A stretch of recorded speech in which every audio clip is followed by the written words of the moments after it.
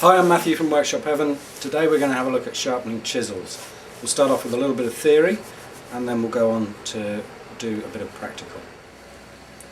Okay, I've got a couple of example chisels here for you. This is one of the new Narex 8116 cabinet makers chisels. Very nicely made pieces of kit. The backs on these are very slightly concave. These and Ashley Isles are the only ones that I'm aware of that come with properly concave backs. This chisel's been prepared already, so hopefully you can see, if I can get the light right, that there's a small polished patch just here on the underside of the cutting edge. The rest of the chisel back has still got the grinding marks on it. So that's what concave backs are there to achieve. If this was flat, you'd need to polish the entire surface, and every time you wanted to polish the underside of the cutting bevel, you'd need to remove material over the entire surface. A very slight concavity in the length of the chisel allows us to polish just this area underneath the cutting edge where we actually want to, so it greatly cuts down on the amount of work that we need to do. The concavity is so slight that it won't affect the accuracy of the tool. On the upper surface, if I can just catch the light on that correctly, you can see along the very tip of the bevel is a polished line, a secondary bevel. That's at a slightly steeper angle than the main bevel, and again that reduces the amount of material that we need to remove in order to sharpen the chisel. This one's got a fairly wide secondary bevel. It's probably been honed 5 or 6 times since the initial secondary bevel was started again.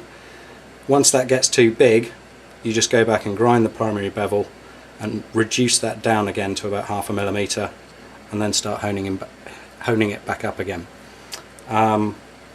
So you can get probably 8 or 10 honings out of a chisel before you need to regrind the primary bevel. Okay, if I place this new Narex, this hasn't had any work done on it at all, it's just straight off the shelf, onto this piece of float glass and just grab a feeler gauge. I'm going to start off with a tooth thou. Just pull the others out of the way. Now, this should not slide under at the tip, and it will slide under in the middle, and then not again up here. So we can see that we've got a concavity there.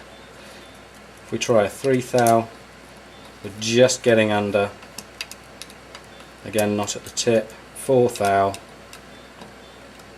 that's not really having very much luck at all, and at 6 we're straight up and down the side. So it's a very small amount of concavity indeed. With a prepared chisel, the 2 thou might just sneak under at 1 point. No. So the concavity in the back of that is less than 2 thou. So I would be happy to say that that's a sufficiently accurately flat chisel to use for cabinet making work. Okay, in theory there are 3 different ways that a chisel back could be. It could be convex, concave, or perfectly flat.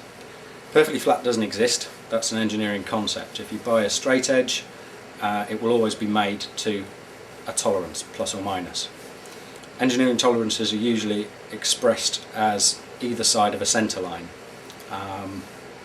With chisel backs we want a unilateral tolerance, so one direction only. We want them very slightly concave. If they're convex, then you end up with a bump in the back that becomes self-perpetuating, so it'll just get worse and worse and worse until you do something about it. It's not the end of the world, it's fixable, but it's more work than a concave one. Let me show you what I mean. Okay, if we take this board to represent our sharpening surface, you can see if I place a chisel with a bump in it onto there, and then we try and hone it, we're working not only on the bump shown in green, but we've also got to remove material from the area shown in red.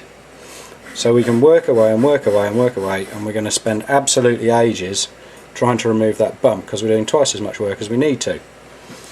if you do get a bump in the back of your chisel, the best bet is to invert it and use something like this, a narrow diamond file, and just work on the bump in isolation. That way you're going to remove only the material that you need to get back to a flat or slightly concave surface.